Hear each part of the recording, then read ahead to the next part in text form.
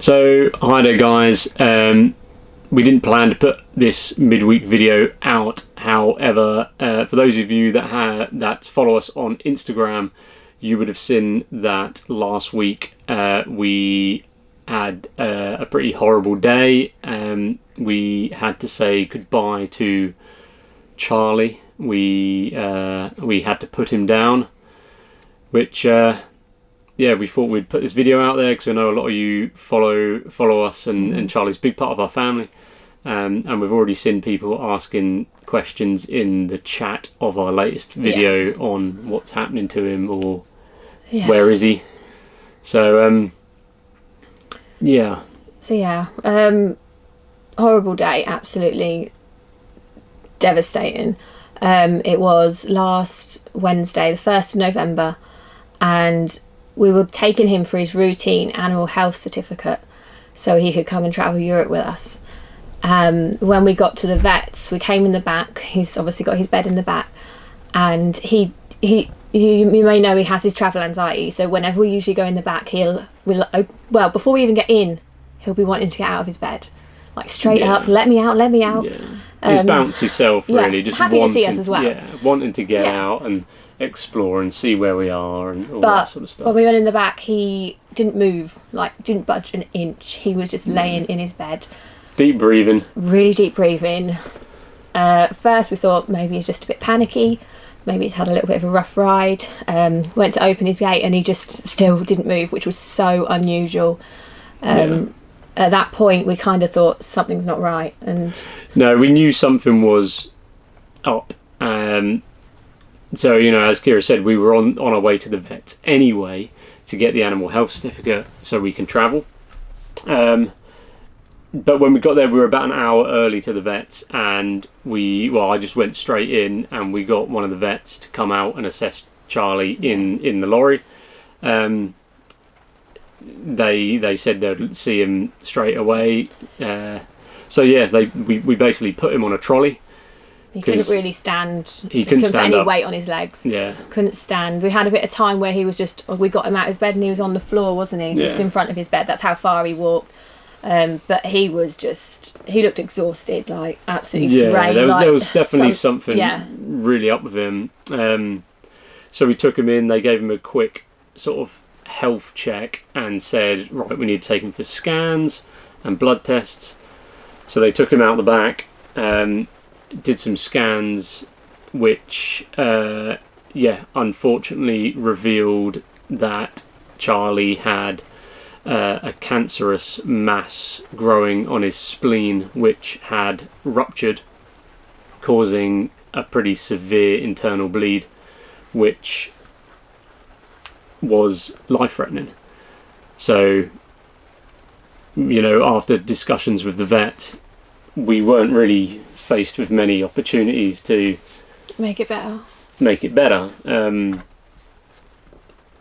The cancer and the size of the mass and the size of the bleed made surgery an exceptionally high risk. High risk, and then there was basically the chance it wouldn't really prolong much, would it? They wouldn't do much. They weren't confident that it would really do much. They sort of said the chances are the cancer would have spread, and it was a very high risk. The mass was big enough to cause massive internal bleeding of Charlie. So with the vet's sort of advice, we decided that the best thing we could do was not cause him any pain and discomfort. He's been a healthy dog for the last 10 years. We've had him for nearly 10 years, and he's been faultless in his health. He hasn't had anything wrong with him apart from a little bit of travel anxiety, which we've been seeing the vets about. The last thing we wanted to do was have Charlie ending up in a position where he was in pain, discomfort, and not his usual self. So we weren't really left with much choice. That's basically it's one of these situations where there's always a choice to operate, but the quality of life he would have post-operation would be nothing. So we made the decision that we put him down, and we put him down, shortly after that decision was made. So yeah, the kids, we all sort of went in and said our goodbyes. Kids came in, kids in, didn't we? and said goodbye, and then Kira's mum came along and looked after the kids, and me and Kira were with him at the end. So it went as best as it could. Yeah. But it's a big shock. It was just totally unexpected. Yeah. He was happy, like so happy. That's the thing, like he had a happy day. You took him on a walk in the morning, and you just wouldn't have known. But they also said that he wouldn't have known. He wouldn't have been in any pain up until maybe like when it happened, like an hour before. So it was all very sudden. But that's a good thing because he didn't suffer. Yeah, I spoke to the vet and I asked her probably a dozen times. He was fine this morning, and she kept saying, yeah, we see these things all the time that they're fine, they're not aware. The vets are not aware. Charlie's been to the same vet about 6 times this year to go with travel anxiety, and each time he gets looked at and nothing. So he was literally fine that morning. I took him for a nice walk. He was fine, his bouncy self. Within the space of an hour and a half, we had to say our goodbyes. It is what it is. So this sort of video is to tell you guys that's what the situation is. Because obviously there's going to be an absence now.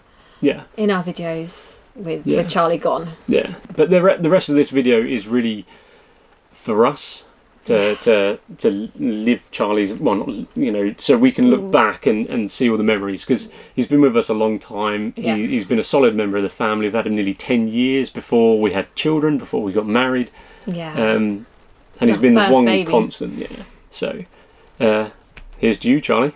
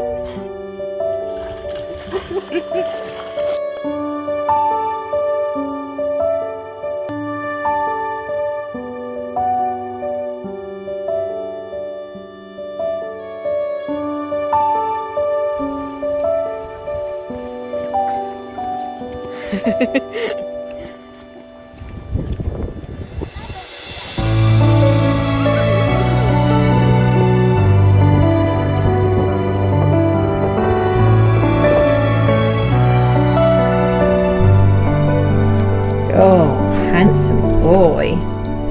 Handsome.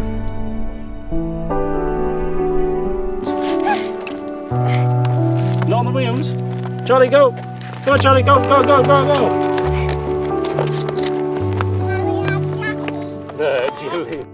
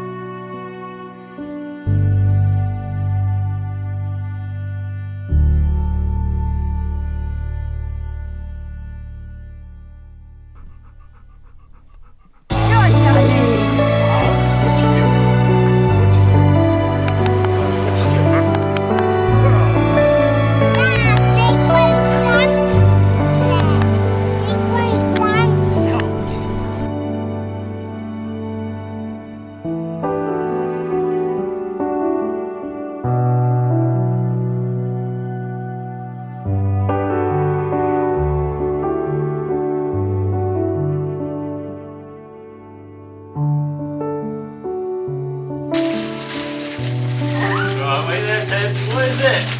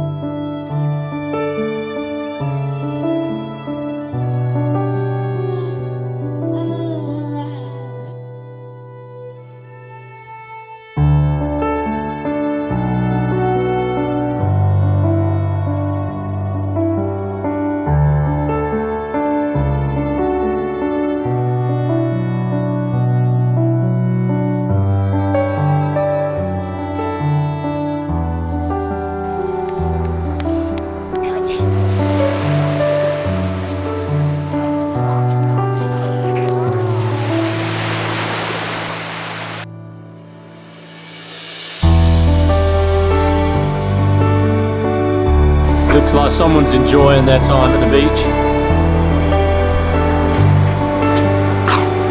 Hey Charlie. Hey Charlie, come here. Come here. Let's just... come here. Now look. What is all this sand on your head? Come here. Here. What's all this sand on your head? You're going to be bringing all this sand into the van, aren't you? Yeah, what have you got to say to yourself? Oh yeah, you just walk away then.